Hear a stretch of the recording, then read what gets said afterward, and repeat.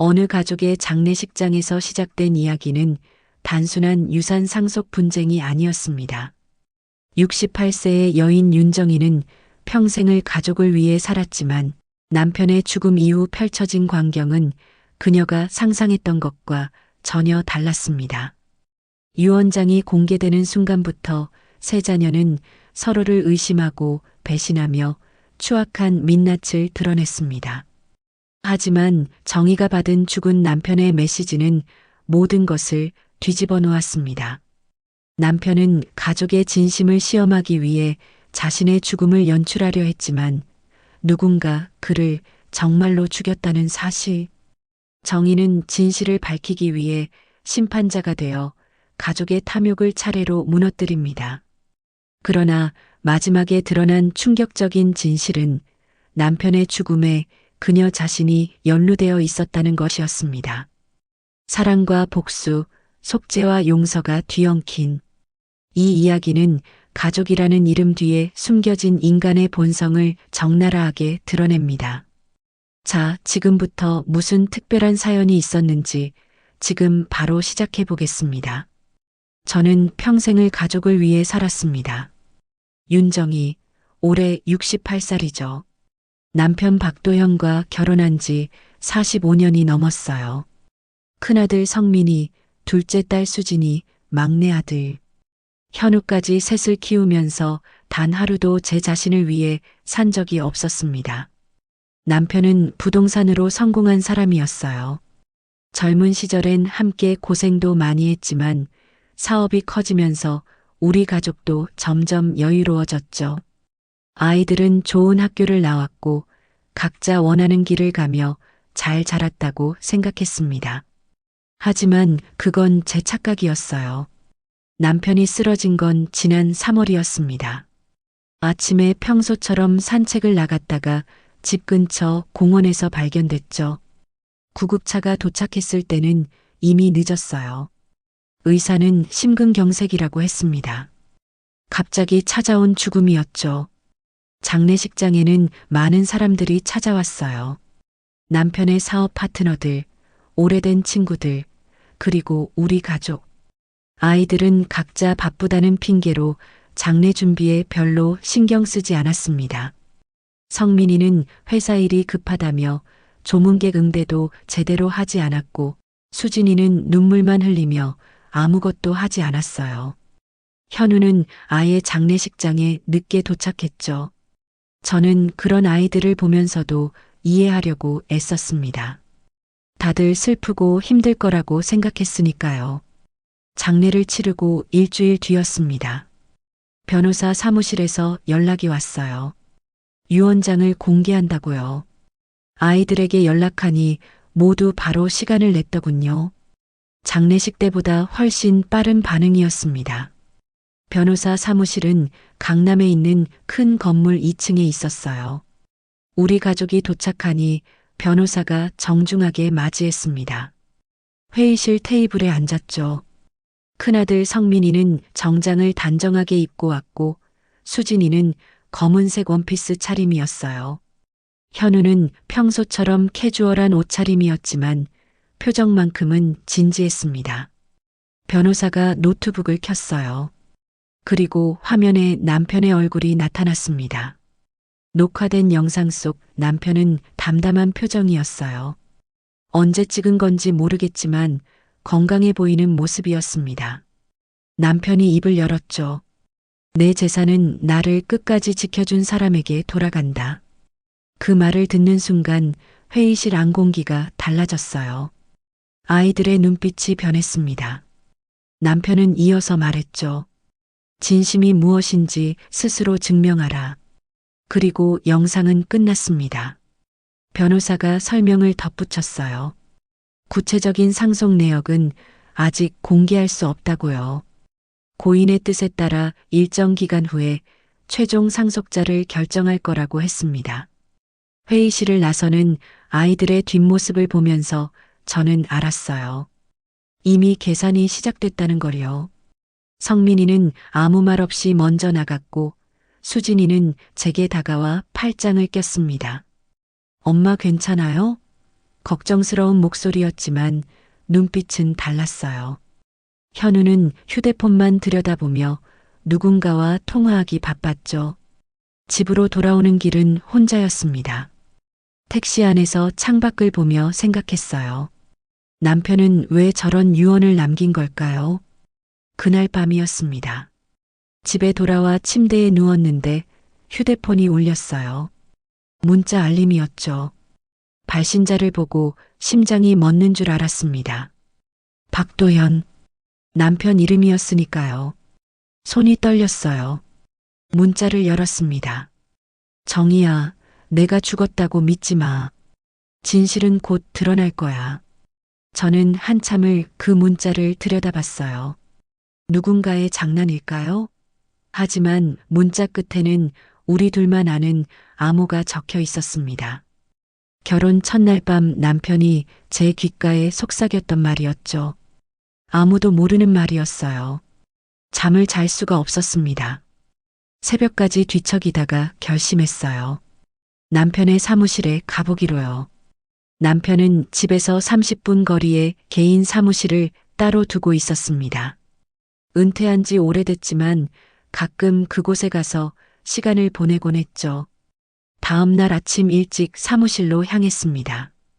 열쇠는 제가 가지고 있었어요. 문을 열고 들어가니 먼지 냄새가 났습니다.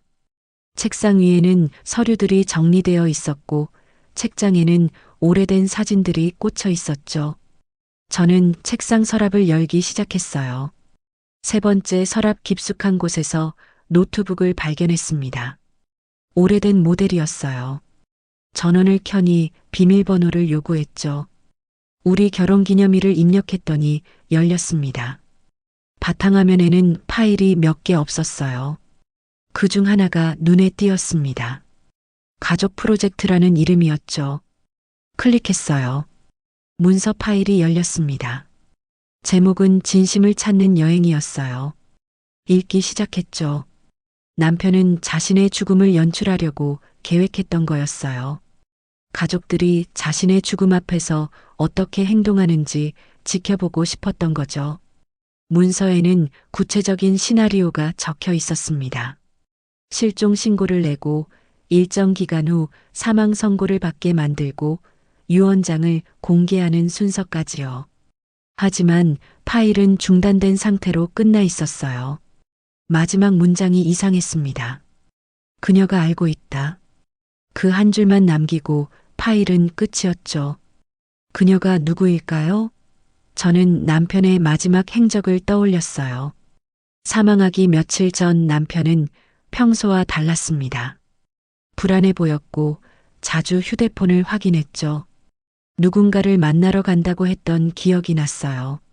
누구냐고 물었더니 그냥 옛날 친구라고만 했습니다.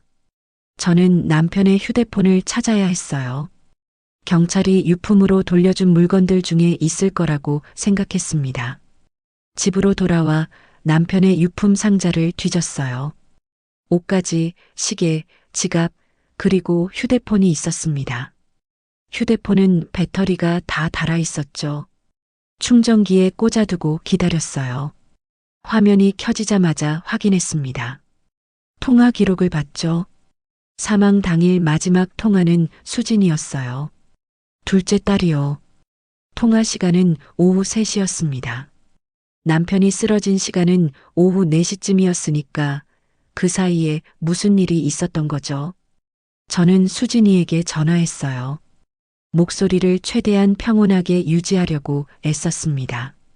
수진아, 아빠 돌아가시기 전날 만났니? 아니요, 엄마 왜요? 수진이는 단호하게 부인했어요. 하지만 저는 알았습니다. 거짓말이라는 걸요. 딸의 목소리가 미세하게 떨렸거든요. 아무것도 아니야. 그냥 궁금해서. 전화를 끊고 나서 결심했어요. 이제는 지켜보기만 할 때가 아니라고요. 며칠 뒤였습니다. 큰아들 성민이가 집에 찾아왔어요. 오랜만이었죠. 엄마, 요즘 어떻게 지내세요? 겉으로는 안부를 묻는 것 같았지만 시선은 거실 곳곳을 훑고 있었어요. 잘 지내지. 넌 어떠니? 회사는 괜찮고? 성민이는 잠시 말을 멈췄습니다. 그러다 조심스럽게 물었어요. 엄마, 아버지 유 원장 말인데요. 변호사한테 들으니까 구체적인 내용은 아직 공개 안 됐다면서요? 저는 차를 따라주며 대답했습니다. 그렇다더구나. 내 아버지가 그렇게 정해놓으셨나 봐. 성민이의 얼굴이 굳었어요. 엄마는 뭐 들으신 거 없으세요? 아버지가 특별히 말씀하신 거라도? 저는 고개를 저었습니다. 아무것도 몰라. 너희 아버지는 저한테 아무 말도 안 하셨어. 성민이는 더 묻지 않았어요. 차를 마시고 일어서며 말했습니다. 엄마 몸 잘 챙기세요. 그리고 나갔죠. 창문 너머로 성민이가 차에 타는 모습을 봤어요. 차 안에서 누군가와 통화하는 게 보였습니다. 표정이 심각했어요. 그날 저녁 수진이가 전화를 걸어왔습니다. 엄마, 내일 시간 되세요? 같이 점심 먹어요. 오랜만에 둘이서요. 좋지. 어디서 볼까?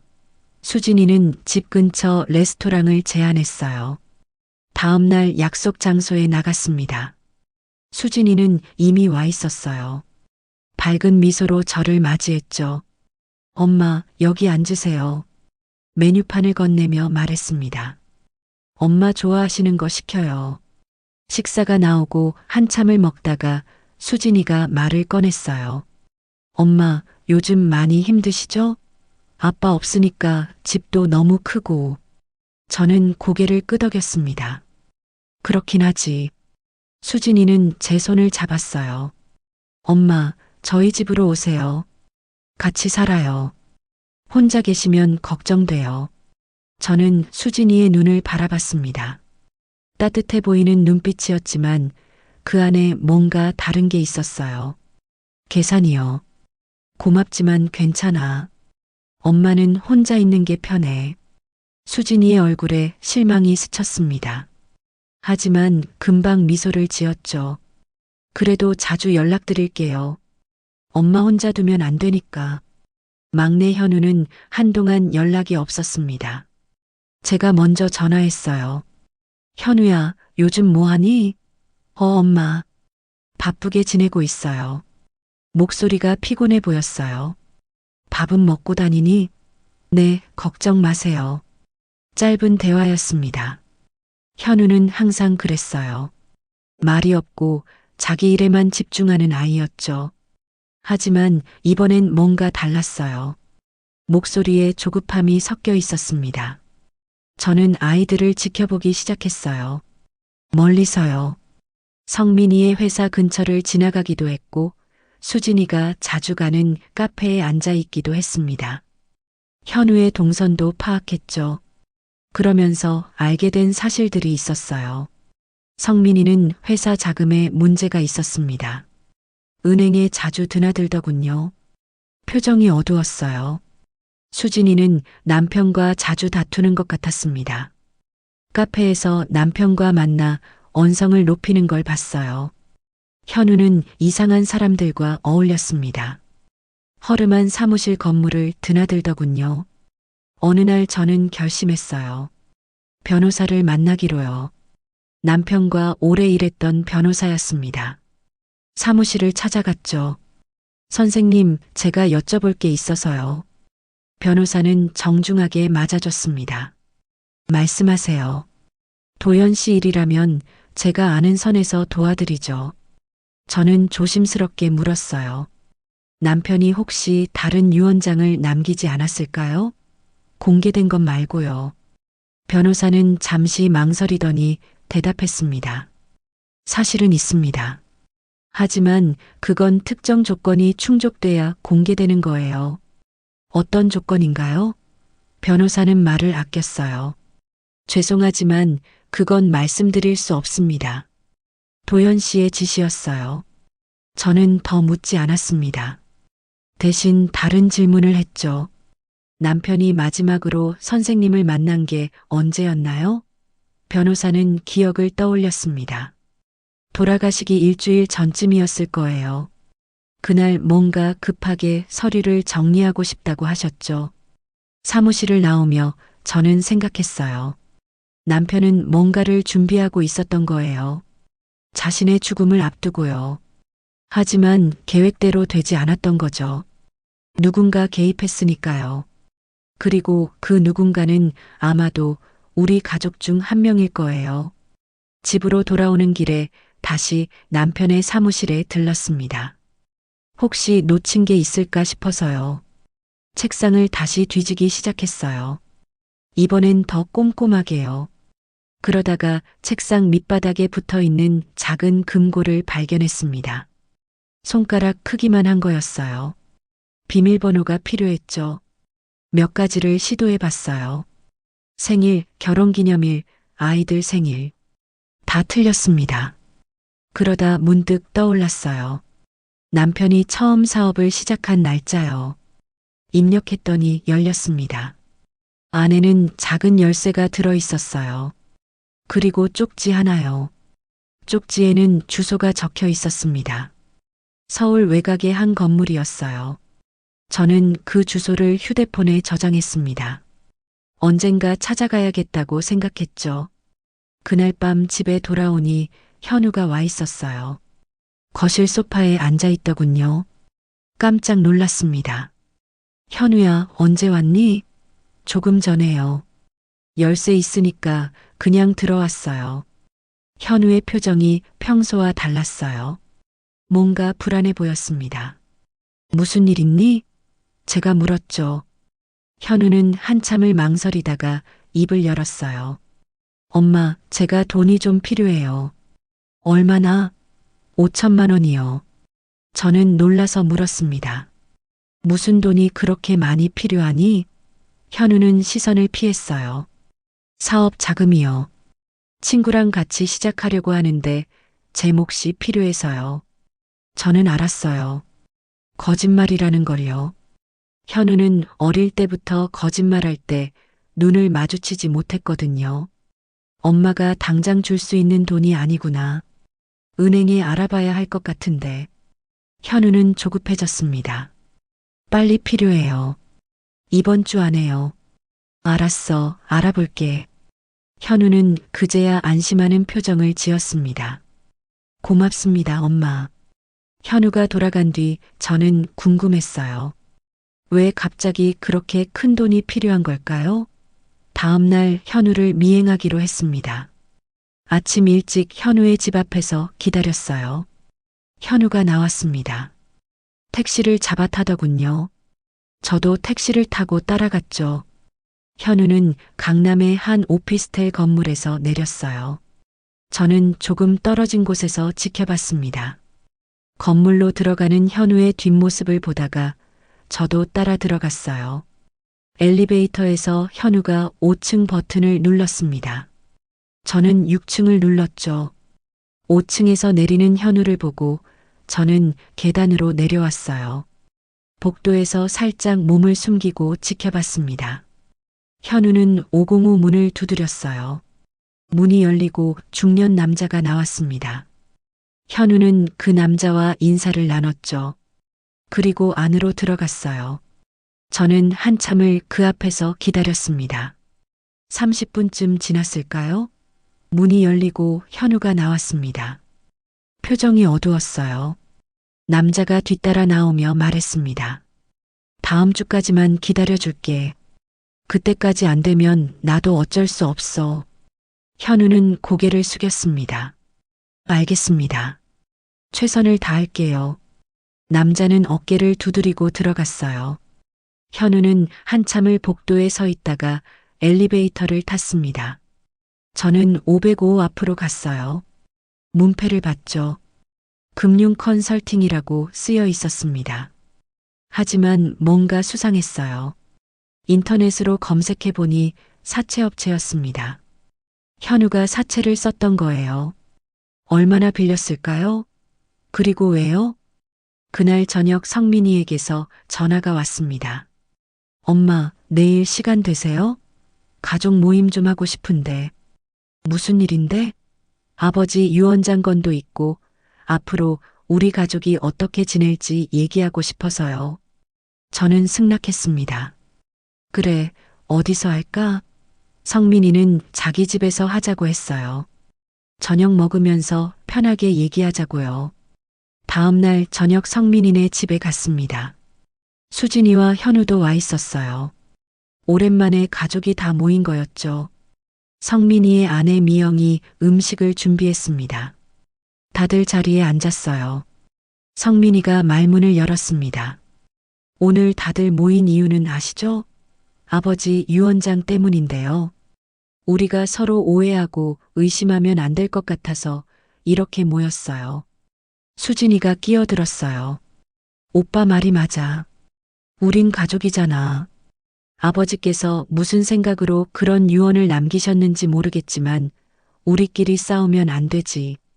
현우는 아무 말 없이 고개만 끄덕였어요.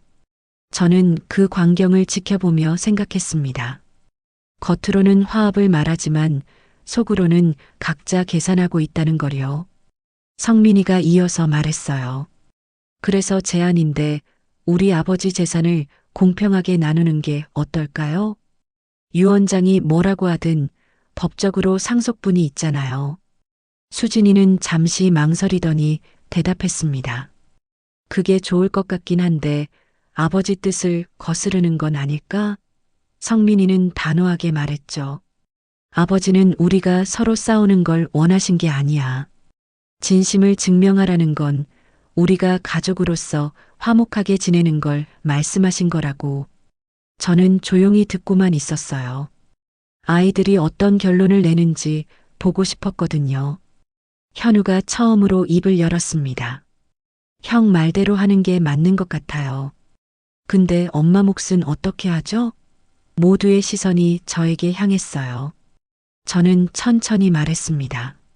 엄마는 상관없어. 너희 아버지 재산은 너희가 알아서 하렴. 나는 필요한 게 없으니까.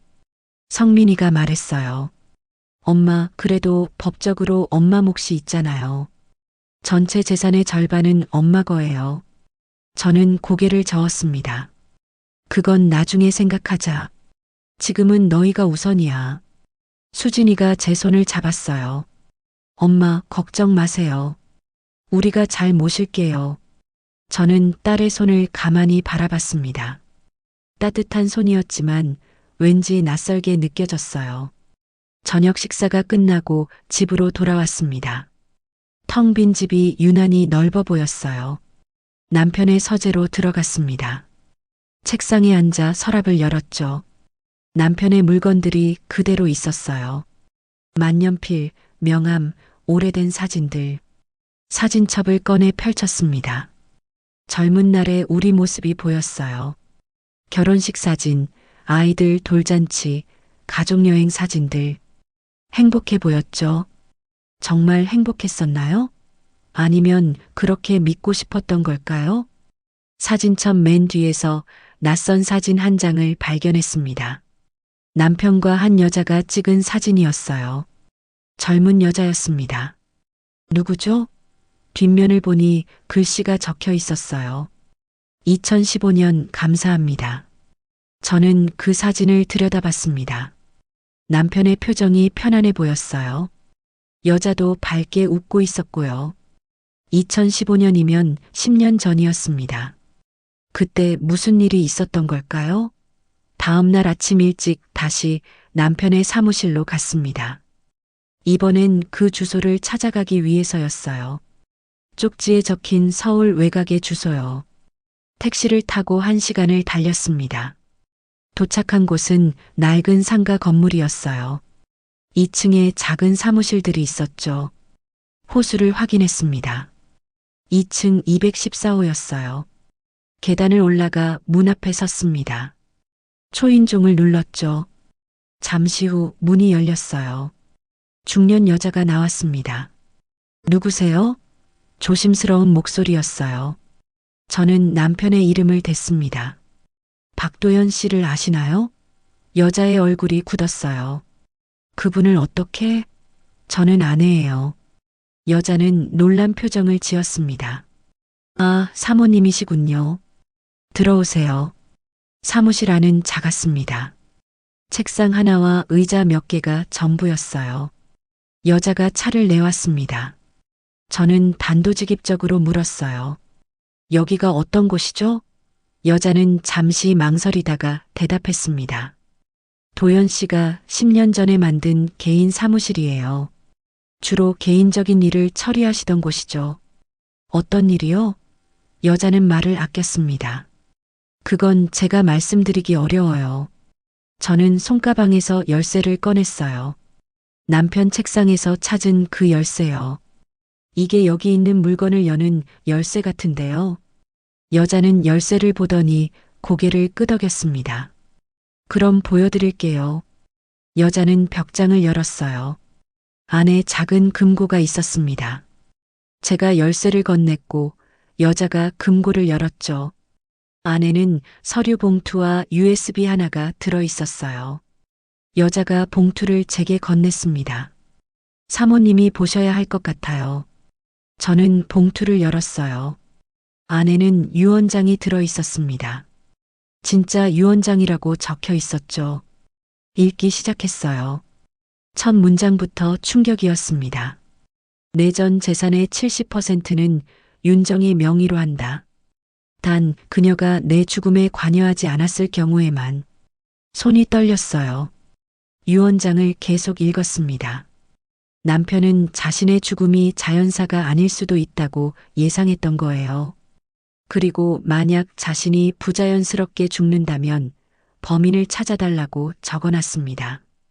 의심되는 사람들의 이름도 적혀 있었어요. 큰아들 성민, 둘째 딸 수진, 막내 아들 현우. 그리고 마지막 줄에는 이렇게 적혀 있었습니다. 하지만 내가 가장 사랑했던 사람은 정희, 당신이었소. 저는 유언장을 내려놓았어요. 가슴이 먹먹했습니다. 남편은 알고 있었던 거예요. 아이들의 탐욕을요. 그리고 자신의 죽음까지도요. 여자가 조심스럽게 말했습니다. USB에 영상이 있어요. 도연 씨가 직접 녹화하신 거예요.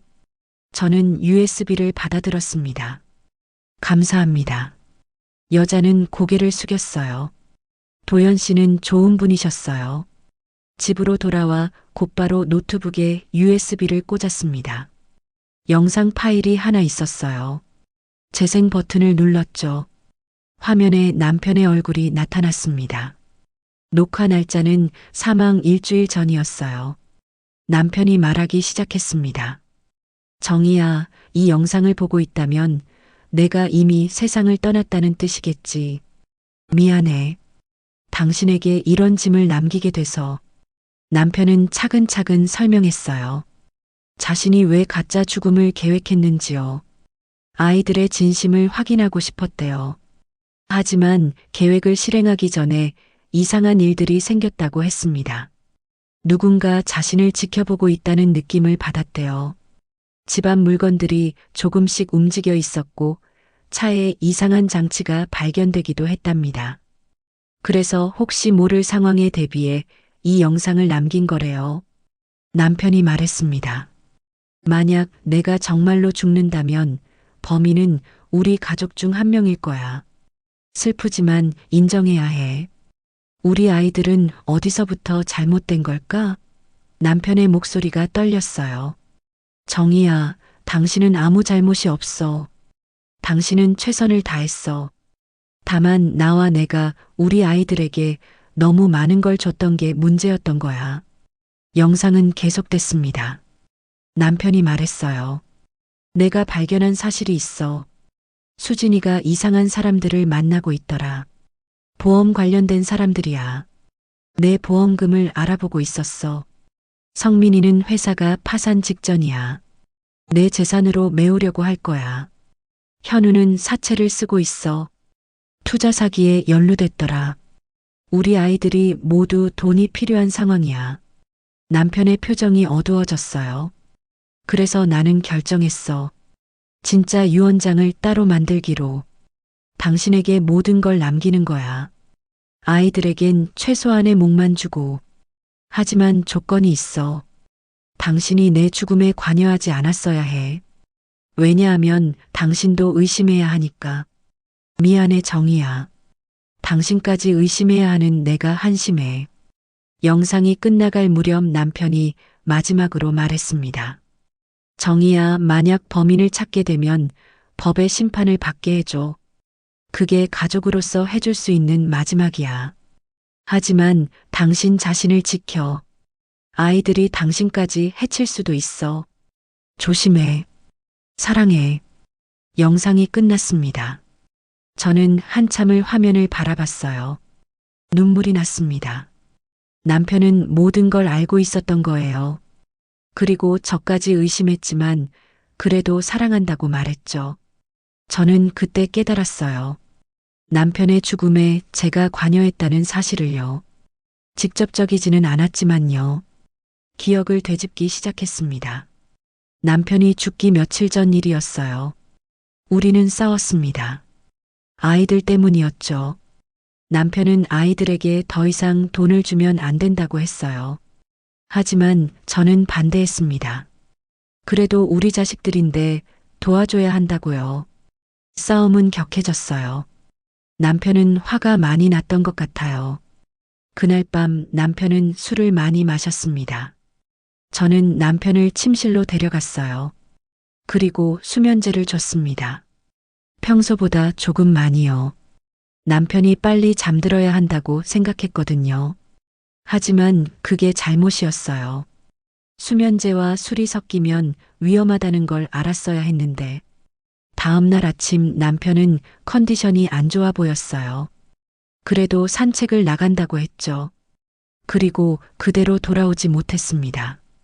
저는 그 순간을 후회했어요. 제가 수면제를 주지 않았다면 남편이 그날 아침 좀 더 건강했을 거예요. 심장도 버텼을지 모르죠.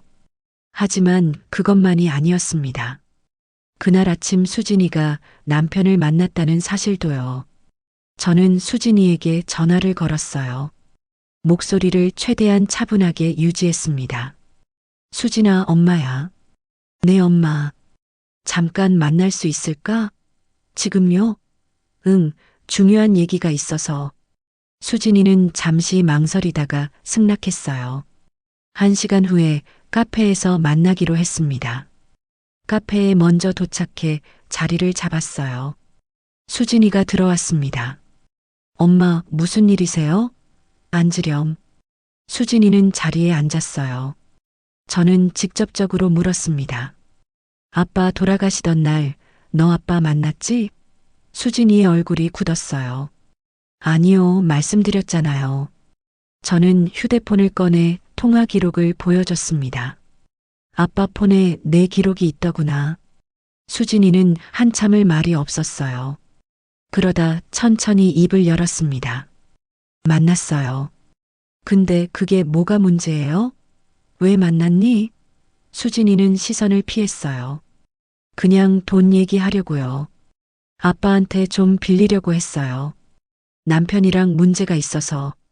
그래서 수진이는 대답하지 않았습니다. 저는 더 강하게 물었어요. 수진아, 엄마한테 숨기지 마.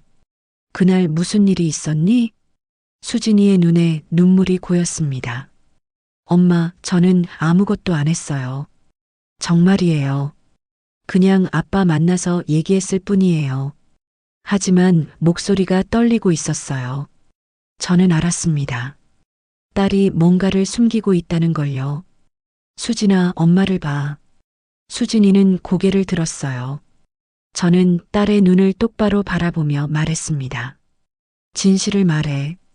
지금이라도 말하면 엄마가 도와줄 수 있어. 수진이는 결국 울음을 터뜨렸어요. 엄마, 미안해요. 저도 모르게 그랬어요. 무슨 말이니? 수진이는 흐느끼며 말했습니다. 그날 아빠한테 와인을 드렸어요. 선물이라고. 근데 그 와인에 제가 약을 탔어요. 저는 숨이 멎는 줄 알았어요. 무슨 약? 수면제요. 많이는 아니고 조금만요. 아빠가 요즘 스트레스가 심하신 것 같아서 좀 쉬시라고. 수진이는 계속 말했어요. 근데 진짜 그것뿐이었어요. 아빠를 해치려던 게 아니에요. 그냥 편히 쉬시게 하려고 한 거예요. 저는 딸의 말을 듣고 있었지만 믿을 수가 없었어요. 그럼 그 와인을 아빠가 드셨니? 네, 제 앞에서 조금 드셨어요. 그리고 집에 가져가셨어요. 나머지는 집에서 드신다고. 저는 그제야 모든 퍼즐이 맞춰졌어요. 남편은 수진이가 준 와인을 마셨고 저는 수면제를 또 줬던 거예요. 그리고 그날 밤 술까지 마셨죠. 세 가지가 겹쳐서 남편의 심장에 무리가 갔던 거예요. 결국 우리 둘 다 남편의 죽음에 관여한 셈이었습니다. 수진이가 울면서 말했어요. 엄마 어떡하죠? 제가 아빠를 죽인 거예요? 저는 딸의 손을 잡았습니다. 아니야. 내가 일부러 그런 건 아니잖아. 하지만 마음속으로는 알고 있었어요. 수진이의 의도가 순수하지만은 않았다는 걸요. 보험금을 알아봤다는 남편의 말이 떠올랐습니다. 수진아, 엄마가 물어볼 게 있어. 수진이는 눈물을 닦으며 고개를 들었어요. 너 아빠 보험금 알아본 적 있니? 수진이는 순간 얼어붙었습니다. 그리고 천천히 고개를 끄덕였어요. 네, 알아봤어요. 하지만 그건 만약을 대비해서였어요. 진짜로 뭘 하려던 건 아니었어요. 저는 한숨을 쉬었습니다. 그래, 알았어. 이제 집에 가렴. 수진이가 떠나고 혼자 카페에 앉아 있었어요. 머릿속이 복잡했습니다. 남편의 죽음에는 여러 사람이 얽혀 있었어요. 수진이, 그리고 어쩌면 다른 누군가도요. 저는 결심했습니다. 모든 진실을 밝혀내야 한다고요. 며칠 뒤 성민이에게 연락이 왔어요. 엄마, 변호사 사무실에서 연락 왔는데 다음 주에 최종 유언 집행한대요. 그때 구체적인 상속 내역이 나온대요. 알았어. 저는 그날을 기다렸습니다. 진짜 유언장을 공개할 날을요. 최종 유언 집행일이 다가왔어요. 다시 변호사 사무실 회의실에 가족들이 모였습니다. 성민이, 수진이, 현우 모두 긴장한 표정이었어요. 변호사가 서류를 꺼내며 말했습니다. 오늘은 고 박도연 씨의 최종 유언을 집행하겠습니다. 그런데 그 전에 공개해야 할 것이 있습니다. 변호사가 봉투를 꺼냈어요. 이것은 도연 씨가 별도로 작성한 진짜 유언장입니다. 회의실이 조용해졌어요. 변호사가 유언장을 읽기 시작했습니다. 내 전 재산의 70%는 윤정희에게 상속한다. 단 그녀가 내 죽음에 관여하지 않았을 경우에 한한다. 나머지 30%는 세 자녀가 동등하게 나눈다. 성민이가 벌떡 일어났어요. 이게 무슨 소리예요? 아버지가 그런 유언을 남겼을 리가 없어요. 변호사는 차분하게 대답했습니다. 이것은 공증을 받은 정식 유언장입니다. 수진이도 당황한 표정이었어요. 그럼 우리는 각자 10%씩만 받는다는 거예요? 변호사가 고개를 끄덕였습니다. 그렇습니다. 현우가 물었어요. 근데 엄마가 아버지 죽음에 관여했는지 안 했는지는 어떻게 알아요? 변호사가 저를 바라봤습니다. 그건 사모님께서 직접 말씀하셔야 할 것 같습니다. 모든 시선이 저에게 향했어요. 저는 천천히 입을 열었습니다. 나는 관여했어. 아이들의 얼굴이 경악으로 물들었어요. 엄마, 무슨 말씀이세요? 성민이가 물었습니다. 저는 차근차근 설명했어요. 아빠가 돌아가시기 전날 밤 내가 수면제를 드렸어. 평소보다 많이. 그리고 수진이 너도 그날 아침 아빠한테 약이 든 와인을 드렸지. 수진이의 얼굴이 하얘졌어요. 엄마, 그건... 저는 손을 들어 말을 막았습니다. 다 알아. 내가 의도한 건 아니었을 거야. 하지만 결과적으로 우리 둘 다 아빠의 죽음에 영향을 줬어. 회의실은 충격에 휩싸였어요. 변호사가 말했습니다. 그렇다면 조건이 충족되지 않았으므로 재산은 법정 상속분대로 배분됩니다. 성민이가 소리쳤어요. 잠깐만요. 이건 말이 안 돼요. 엄마가 아버지를 죽인 거예요? 저는 아들을 똑바로 바라봤습니다. 일부러 그런 건 아니야. 하지만 책임은 있어. 수진이가 울기 시작했어요. 엄마, 미안해요. 다 제 잘못이에요. 저는 고개를 저었습니다. 아니야. 우리 모두의 잘못이야. 아빠를 제대로 돌보지 못한 거. 현우가 조용히 물었어요. 그럼 이제 어떻게 되는 거예요? 변호사가 대답했습니다. 법정 상속분대로 배분하면 배우자가 50%, 자녀들이 각각 약 16%씩 받게 됩니다.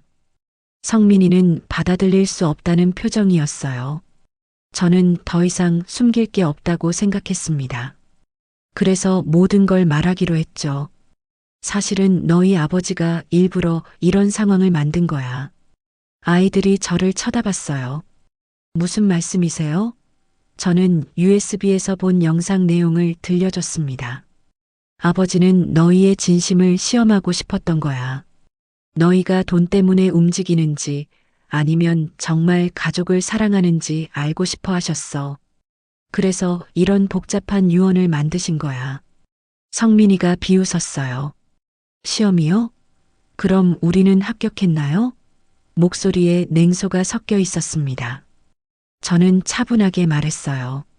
합격하지 못했어. 너희는 모두 아버지가 돌아가시자마자 재산 생각부터 했잖아. 진심으로 슬퍼하지 않았어. 수진이가 항변했어요. 그래도 우리는 아빠를 사랑했어요.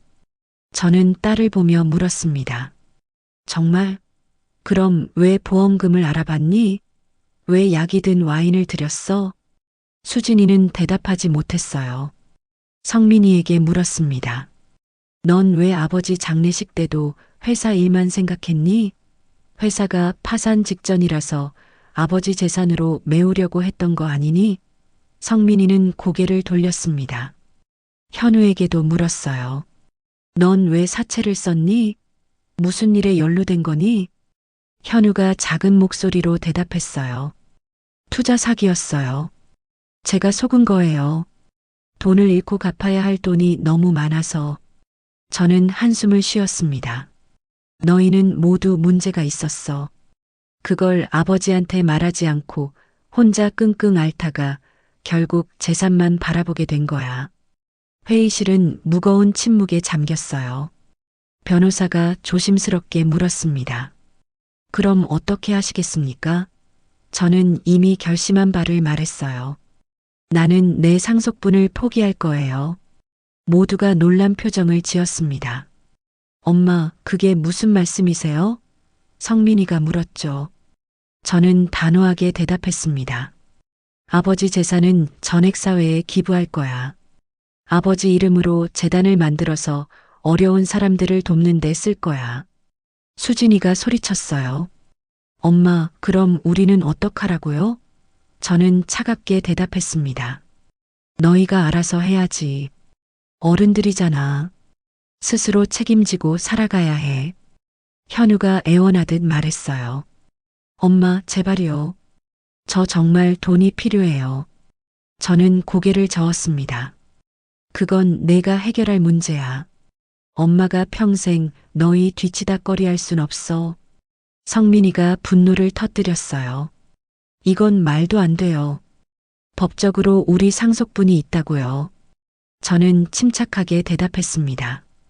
법적으로는 그래. 하지만 나는 내 몫을 포기하고 너희 몫도 최소한만 주려고 해. 변호사 선생님, 그게 가능하죠? 변호사가 고개를 끄덕였어요.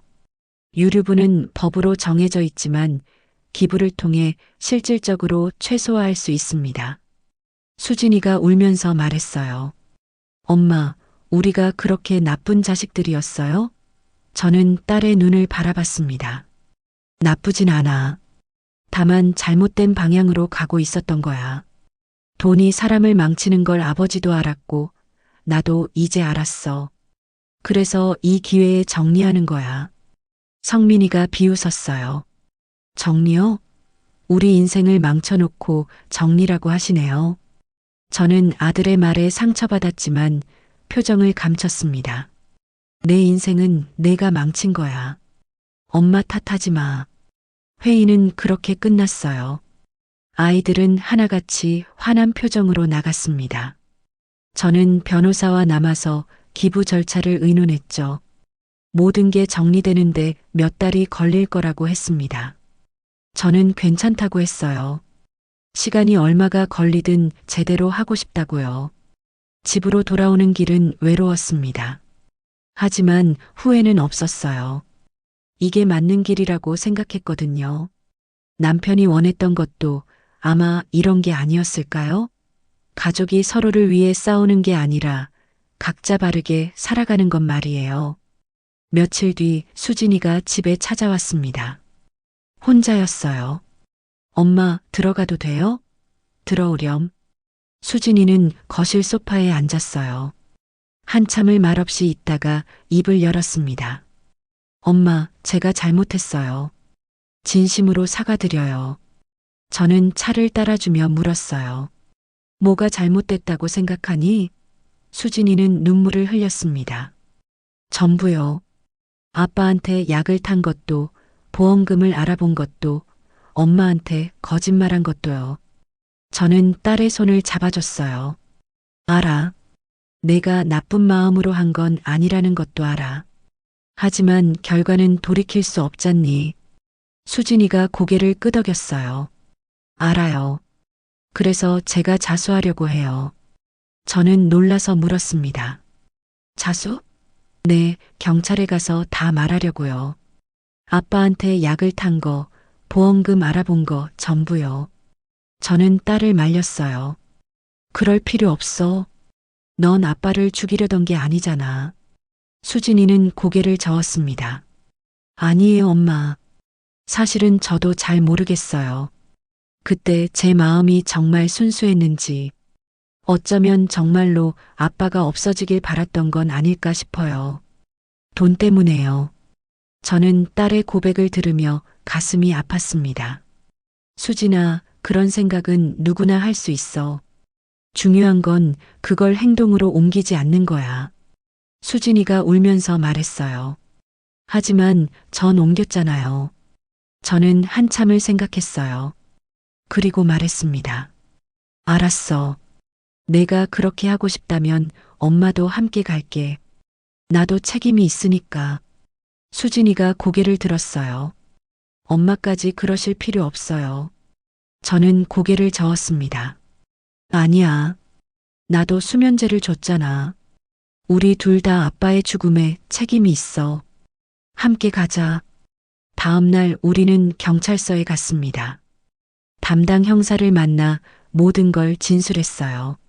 남편이 죽기 전날 밤 제가 수면제를 준 것, 당일 아침 수진이가 약을 탄 와인을 준 것, 그리고 남편이 술까지 마신 것까지요. 형사는 진지하게 들었습니다. 그리고 물었어요. 고의성이 있었습니까? 저는 대답했습니다. 제게는 없었어요. 다만 부주의했죠. 수진이에게도 물었습니다. 저도 고의는 아니었어요. 하지만 결과적으로 아버지를 죽음에 이르게 한 건 사실이에요.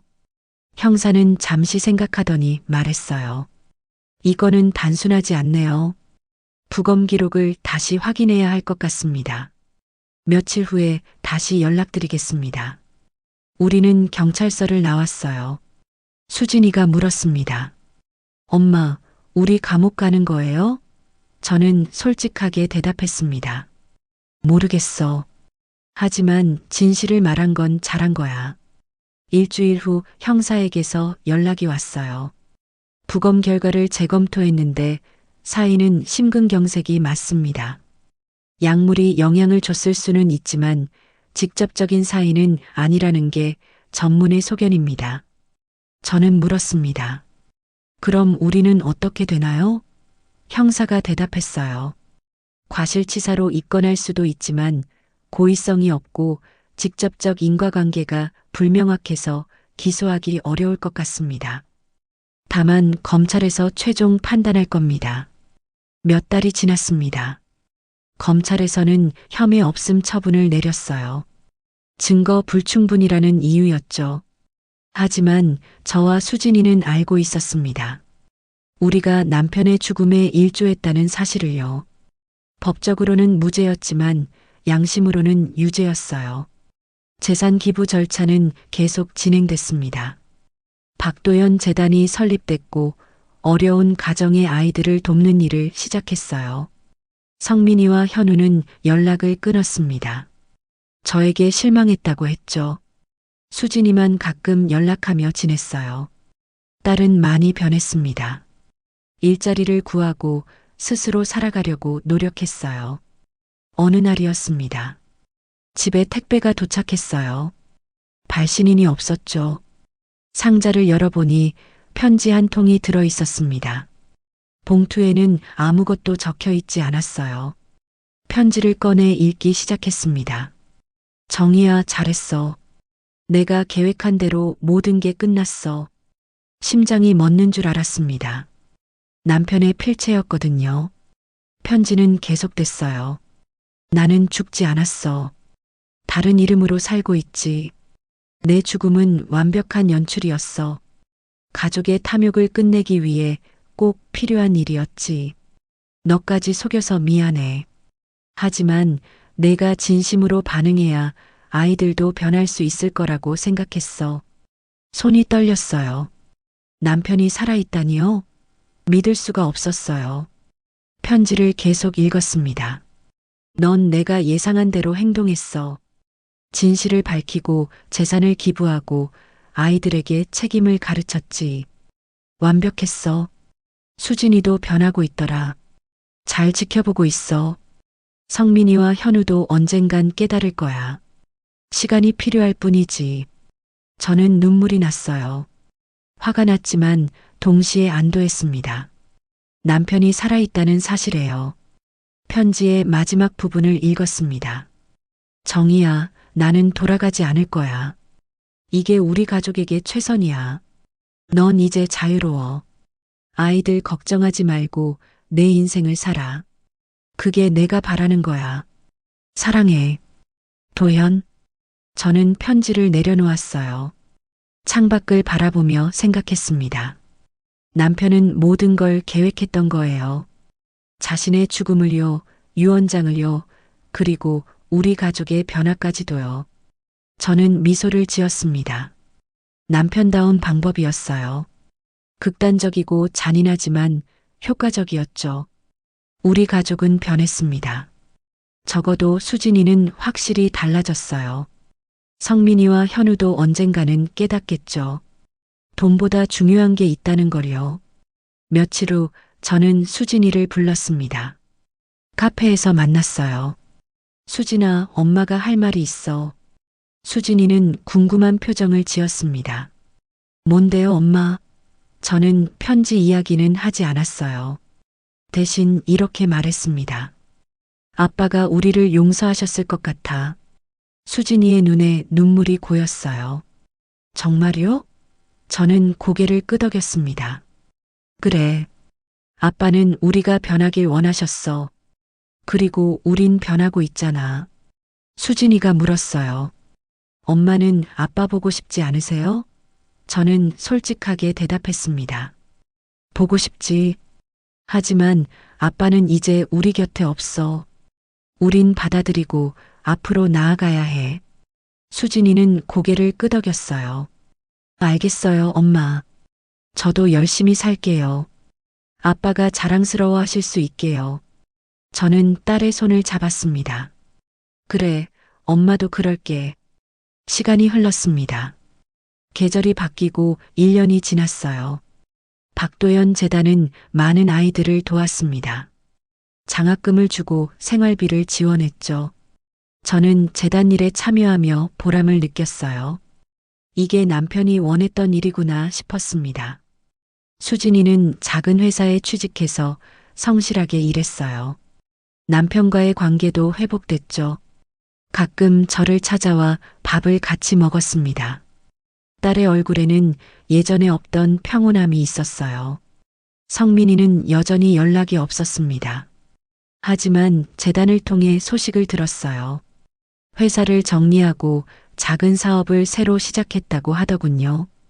예전처럼 크게 벌지는 못하지만 정직하게 일한다고요. 현우는 사채를 다 갚았습니다.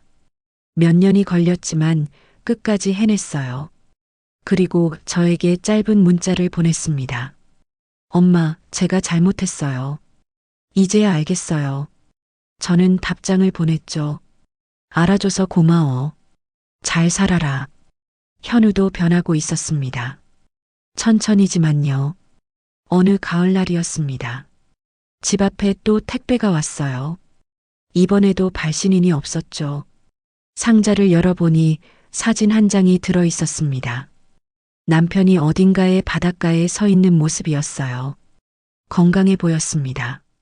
웃고 있었죠. 사진 뒤에는 한 줄이 적혀 있었어요. 잘 지내. 행복해. 저는 사진을 오래 들여다봤습니다. 남편은 어디선가 새로운 삶을 살고 있었어요. 우리 가족을 지켜보면서요. 저는 사진을 액자에 넣어 서재에 걸어두었습니다. 남편의 다른 사진들 옆에요. 그렇게 우리의 이야기는 끝나는 듯 했어요. 하지만 그로부터 6개월 후였습니다. 뉴스에서 한 남자의 사망 소식이 보도됐어요. 무연고 시신으로 발견됐는데 DNA 검사 결과 박도연으로 밝혀졌다는 내용이었죠. 저는 화면을 멍하니 바라봤습니다. 어떻게 된 일일까요? 남편은 살아있다고 했는데요. 경찰서에서 연락이 왔습니다. 신원 확인을 부탁한다고요. 저는 경찰서로 갔어요. 시신을 확인했습니다. 남편이었어요. 정말로 남편이었습니다. 얼굴을 보는 순간 알았어요. 저는 속았던 거예요. 편지도 사진도 모두 누군가 보낸 거였죠. 형사가 물었습니다. 남편분이 맞으십니까? 저는 고개를 끄덕였어요. 네, 맞아요. 형사가 설명했습니다. 사망 시기는 1년 전쯤으로 추정됩니다. 정확히 실종 신고된 시기와 일치하네요. 그럼 처음부터 돌아가셨던 거였군요. 네, 그런 것 같습니다. 신원이 뒤늦게 밝혀진 거죠. 저는 혼란스러웠어요. 그럼 편지는 누가 보낸 걸까요? 사진은요? 집으로 돌아와 편지를 다시 꺼내봤습니다. 남편의 필체라고 생각했는데 자세히 보니 조금 달랐어요. 누군가 흉내낸 거였습니다. 누가 이런 짓을 한 걸까요? 그리고 왜요? 며칠을 고민하다가 답을 찾았습니다. 남편이었어요. 진짜 남편이요. 죽기 전에 모든 걸 준비해 둔 거예요. 편지와 사진을 누군가에게 맡겨서 1년 후에 보내달라고 했던 거죠. 저를 위로하기 위해서요. 저와 아이들이 변하는 걸 끝까지 지켜보고 싶었던 거예요. 비록 죽어서라도요. 저는 울었습니다. 슬퍼서가 아니라 고마워서요. 남편은 마지막까지 우리를 생각했던 거예요. 가족을 바르게 세우기 위해 자신의 죽음까지 이용했던 거죠. 잔인하지만 사랑이었어요. 이상하게 뒤틀린 사랑이었지만요. 장례는 조용히 치렀습니다. 이번엔 진짜 마지막이었죠. 아이들도 모두 왔어요.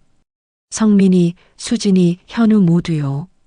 우리는 함께 남편을 보냈습니다. 눈물을 흘리며요. 이번엔 진심이었어요. 재산 때문이 아니라 아버지를 잃은 슬픔 때문이었죠. 장례를 마치고 집에 돌아왔습니다. 아이들이 따라왔어요. 거실에 둘러앉아 차를 마셨습니다. 한참을 아무 말이 없었죠.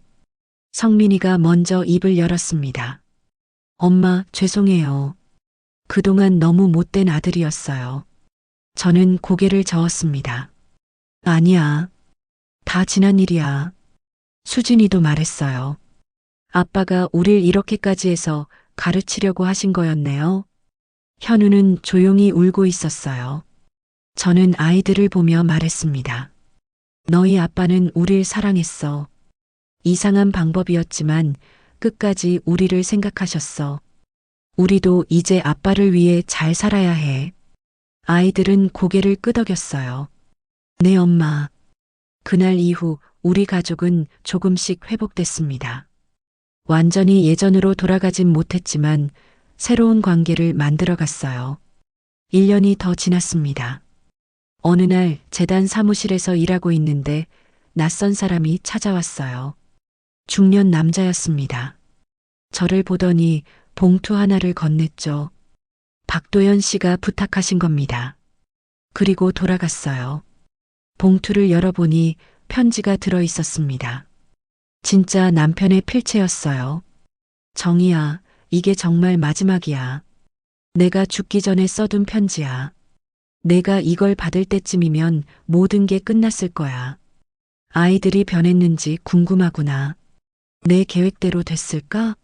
내가 잘 이끌어줬을 거라고 믿어. 저는 편지를 읽으며 미소 지었어요. 남편은 끝까지 우리를 믿었던 거예요. 편지는 계속됐습니다. 나는 평생 가족을 위해 일했어. 돈을 벌고 집을 키우고 아이들을 가르쳤지. 하지만 어디선가 잘못됐어. 아이들이 돈의 노예가 됐고 우리는 서로를 사랑하는 법을 잊었어. 그래서 나는 결심했지. 내 죽음으로 모든 걸 정리하기로. 잔인한 방법이지만 효과적일 거라고 생각했어. 저는 고개를 끄덕였어요. 효과가 있었어요, 여보. 정말로요. 편지의 마지막 부분을 읽었습니다. 정희야, 너는 최고의 아내였어. 최고의 엄마였고, 내가 미안해. 이런 짐을 남겨서. 하지만 너라면 해낼 수 있을 거라고 믿었어. 이제 내 인생을 살아. 행복해. 사랑해. 영원히. 도현. 저는 편지를 가슴에 안았습니다. 눈물이 흘렀어요. 사랑해요, 여보. 저도 영원히요. 그날 저녁 집으로 돌아와 서재에 앉았어요. 남편의 사진을 바라보며 생각했습니다. 우리의 이야기는 복수였을까요? 아니면 사랑이었을까요? 아마 둘 다였을 거예요. 사랑과 복수가 뒤섞인 이상한 이야기요. 남편은 가족의 탐욕을 벌하기 위해 죽음을 선택했고, 저는 그 뜻을 이어받아 아이들을 바로 세웠어요. 잔인했지만 필요한 일이었습니다. 저는 창밖을 바라봤어요. 밤하늘에 별이 빛나고 있었습니다. 남편도 저 어딘가에서 우릴 지켜보고 있을까요? 미소 지으며 고개를 끄덕이고 있을까요? 저는 믿고 싶었어요. 남편이 만족하고 있다고요. 다음 날 아침 수진이에게서 전화가 왔습니다. 엄마, 오늘 시간 돼요? 같이 밥 먹어요. 좋아. 어디서 볼까? 우리 집으로 오세요.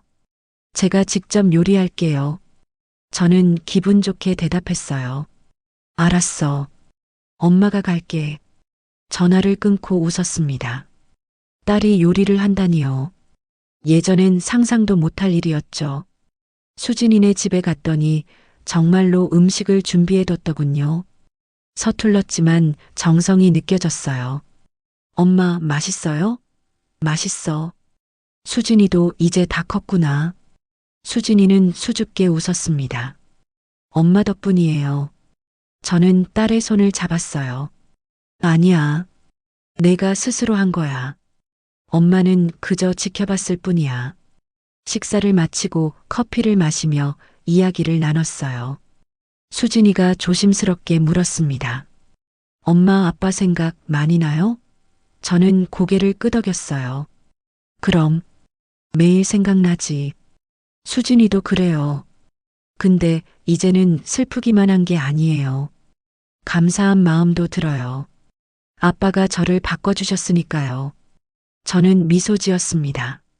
아빠도 그 말 들으면 기뻐하실 거야. 집으로 돌아오는 길에 성민이에게서 전화가 왔어요. 오랜만이었죠. 엄마, 저예요. 성민아, 잘 지내니? 네, 잘 지내요. 엄마도 건강하시죠? 그럼, 걱정 마. 성민이는 잠시 망설이다가 말했어요. 엄마, 제가 찾아뵙고 싶은데 괜찮을까요? 저는 기쁜 마음으로 대답했습니다. 그럼 언제든지 오렴. 성민이는 다음 주말에 가겠다고 했어요. 약속한 날이 왔습니다. 성민이가 집에 왔어요. 손에 꽃다발을 들고 있었죠. 엄마, 이거 드리려고요. 고맙구나. 들어오렴. 성민이는 거실에 앉아 한참을 말이 없었어요. 그러다 천천히 입을 열었습니다. 엄마, 제가 정말 잘못했어요. 그동안 너무 오만했고 욕심만 많았어요. 아버지 돌아가시고 나서야 깨달았어요. 제가 얼마나 어리석었는지요. 저는 아들의 손을 잡아줬어요. 알아. 내가 반성하고 있다는 거 엄마도 알아. 성민이는 눈물을 글썽였습니다. 회사 정리하고 작은 일 시작했어요. 예전처럼 크게는 못 벌지만 떳떳하게 일하고 있어요. 직원들한테도 잘해주려고 노력하고요. 저는 아들의 얼굴을 보며 말했어요. 잘하고 있구나. 아빠도 자랑스러워 하실 거야. 성민이가 물었습니다. 엄마, 아버지는 왜 그렇게까지 하셨을까요? 우릴 시험하시려고요? 저는 창밖을 바라보며 대답했어요. 시험이라기보다는 마지막 가르침이었던 것 같아. 너희 아빠는 우리가 잘못된 길로 가고 있다는 걸 아셨어. 그래서 극단적인 방법을 선택하신 거지. 우릴 사랑했기 때문에요.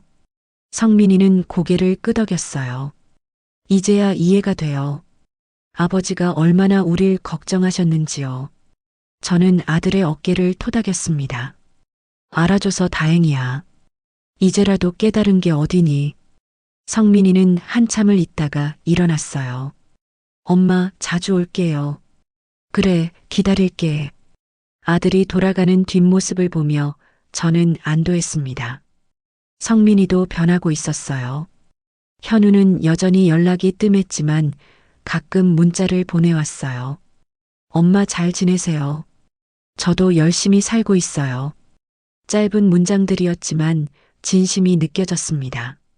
저도 답장을 보냈죠. 엄마도 잘 지내. 건강 챙겨. 그렇게 우리는 조금씩 관계를 회복해 갔어요. 재단 일은 계속됐습니다. 점점 더 많은 아이들을 도울 수 있게 됐어요. 후원자들도 늘어났고요. 어느 날 재단 행사에서 한 학생을 만났습니다. 장학금을 받은 아이였어요. 학생이 제게 인사했죠. 이사님, 감사합니다. 이 장학금 덕분에 대학 갈 수 있게 됐어요. 저는 아이의 손을 잡았어요. 잘 됐구나. 열심히 공부해서 좋은 사람이 되렴. 학생이 물었습니다. 이 재단을 만드신 분은 어떤 분이세요? 저는 잠시 생각하다가 대답했어요. 가족을 무엇보다 사랑했던 분이야. 이상한 방법으로 사랑을 표현하셨지만 진심이었어. 학생은 고개를 끄덕였습니다. 훌륭한 분이셨나 봐요. 저도 나중에 이런 일 하고 싶어요. 저는 미소 지었어요. 그래, 내가 도움받은 만큼 다른 사람도 도와주렴. 행사가 끝나고 집으로 돌아왔습니다. 저녁을 먹고 서재에 앉았어요. 남편의 사진 앞에 초를 켰습니다. 여보, 잘 지내고 있어요? 우리 아이들 많이 변했어요. 성민이도 수진이도 현우도요. 당신이 바라던 대로요. 저는 사진 속 남편의 얼굴을 바라봤어요. 웃고 있는 것 같았습니다. 며칠 후 변호사에게서 연락이 왔어요. 재단 운영에 관한 보고였죠. 만나서 이야기를 나눴습니다. 변호사가 말했어요. 사모님, 재단이 정말 잘 운영되고 있습니다. 도연 씨도 기뻐하실 겁니다. 저는 고개를 끄덕였어요. 고맙습니다. 다 선생님 덕분이에요. 변호사는 손사래를 쳤습니다. 아닙니다. 사모님께서 열심히 하셨죠.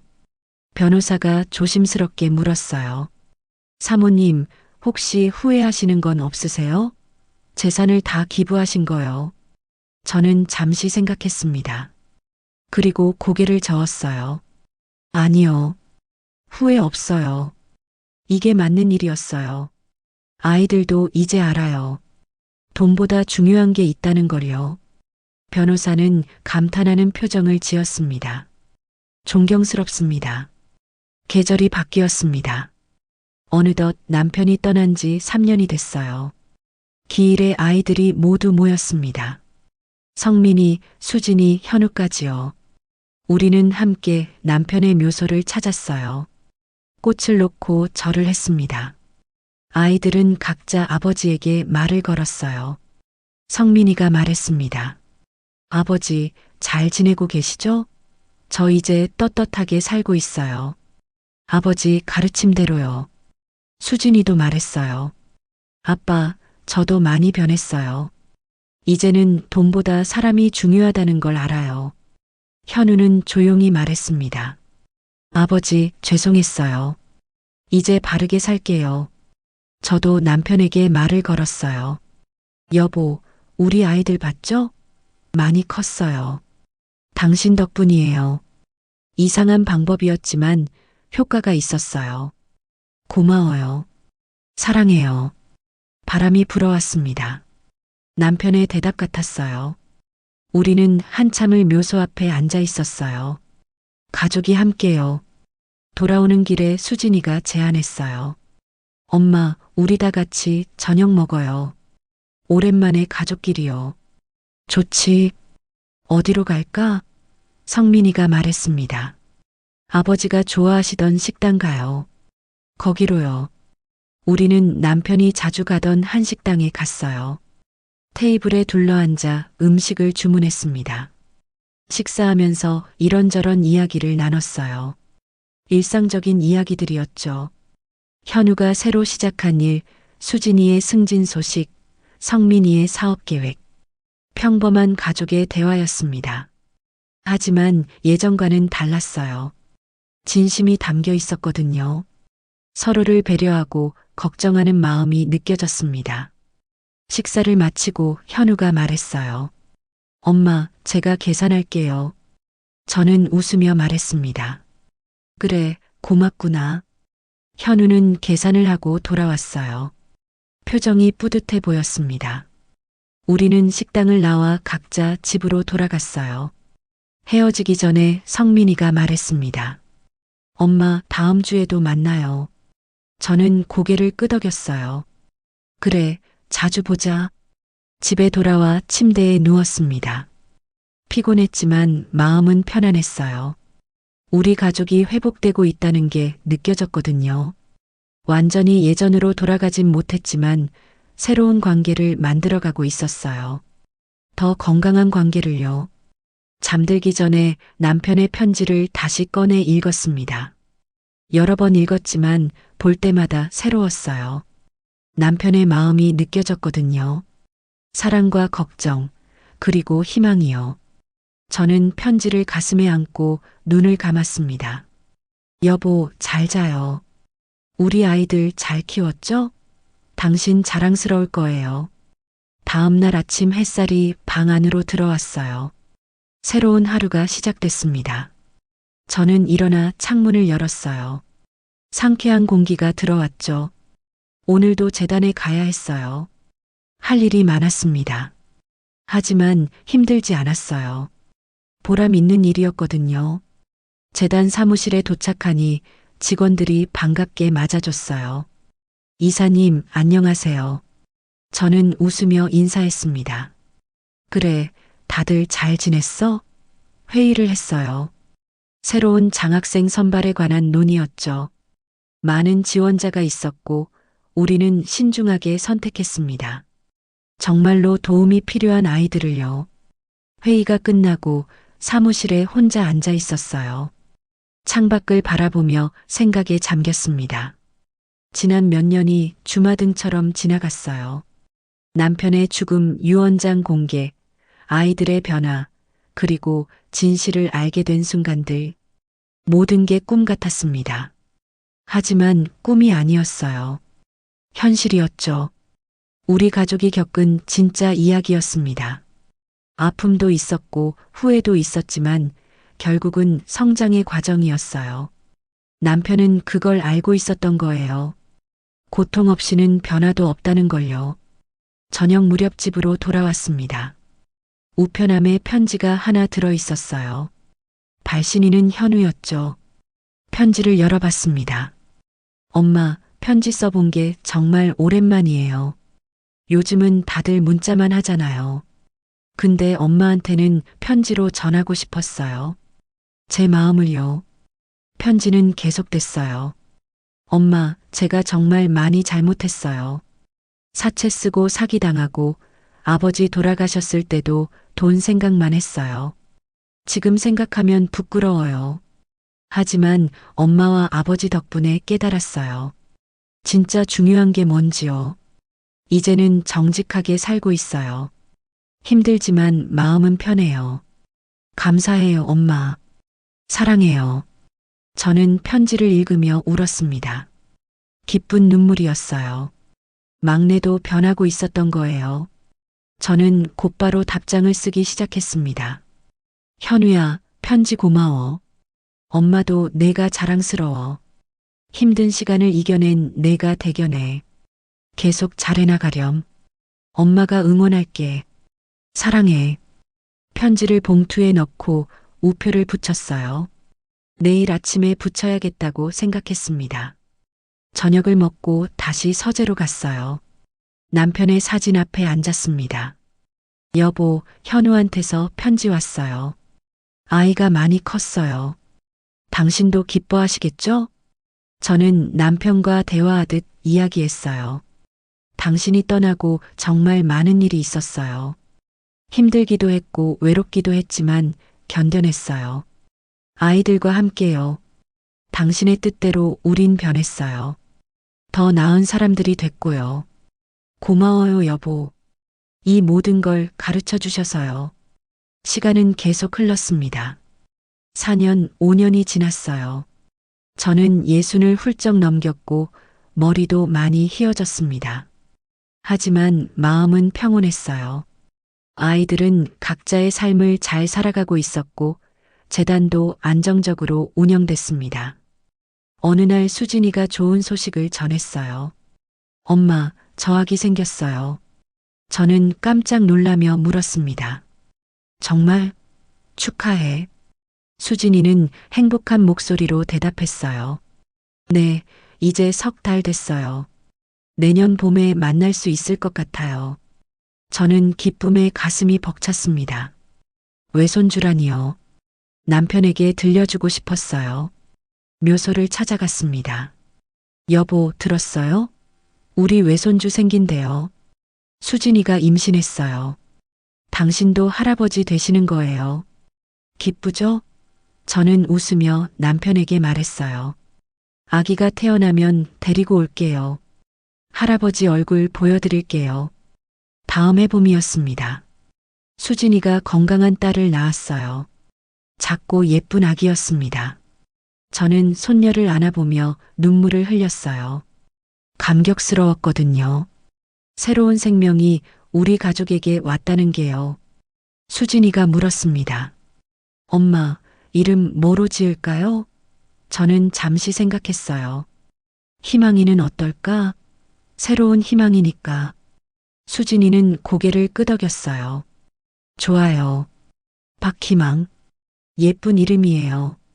아기는 제 품에서 평화롭게 잠들어 있었습니다.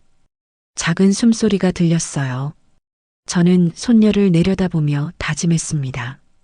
이 아이만큼은 잘 키우겠다고요. 돈이 아니라 사랑으로요. 그날 저녁 집으로 돌아와 남편의 사진에 말했어요. 여보, 손녀 봤어요. 정말 예뻐요. 희망이래요. 이름이요. 우리 가족의 새로운 희망이에요. 당신도 보고 싶으시죠? 다음에 데리고 올게요. 시간은 멈추지 않고 흘렀습니다.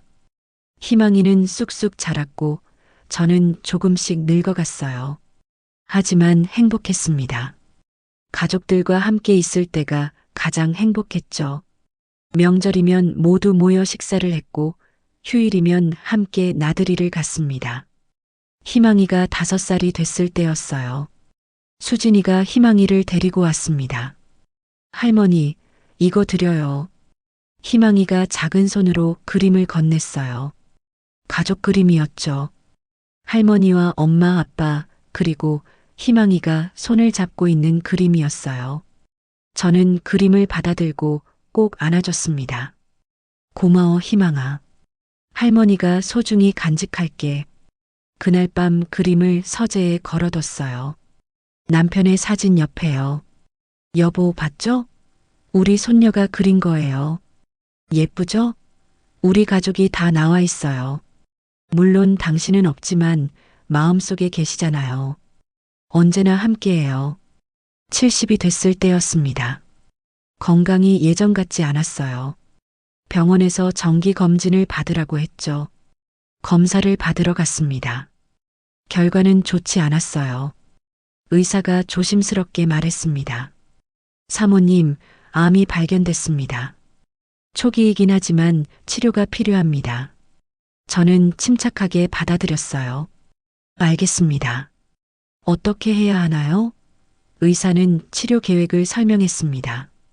수술과 항암 치료가 필요하다고요. 저는 고개를 끄덕였어요. 하겠습니다. 아이들에게는 나중에 말하기로 했습니다. 걱정시키고 싶지 않았거든요. 치료는 힘들었어요. 몸도 아프고 머리카락도 빠졌습니다. 하지만 포기하지 않았어요. 살아야 했거든요. 손녀 희망이를 더 보고 싶었고 아이들 곁에 더 있고 싶었습니다. 몇 달간의 치료 끝에 의사가 말했어요. 잘 이겨내셨습니다. 완치 판정입니다. 저는 눈물을 흘렸어요. 감사합니다. 정말 감사합니다. 집으로 돌아와 남편에게 말했어요. 여보, 저 살았어요. 아직 갈 때가 아닌가 봐요. 할 일이 더 남았나 봐요. 조금만 더 기다려주세요. 아이들에게 병을 알렸습니다. 모두 놀라며 달려왔어요. 엄마, 왜 말씀 안 하셨어요? 걱정됐잖아요. 저는 아이들을 안심시켰습니다. 괜찮아. 이제 다 나았어. 걱정하지 마. 수진이가 울면서 말했어요. 엄마 없으면 우리 어떡해요. 저는 딸의 등을 토닥였습니다. 엄마 안 가. 아직 멀었어. 그날 저녁 가족 모두가 모였어요. 성민이와 현우도 왔습니다. 우리는 함께 저녁을 먹으며 이야기를 나눴어요. 희망이가 제 무릎에 앉아 말했습니다.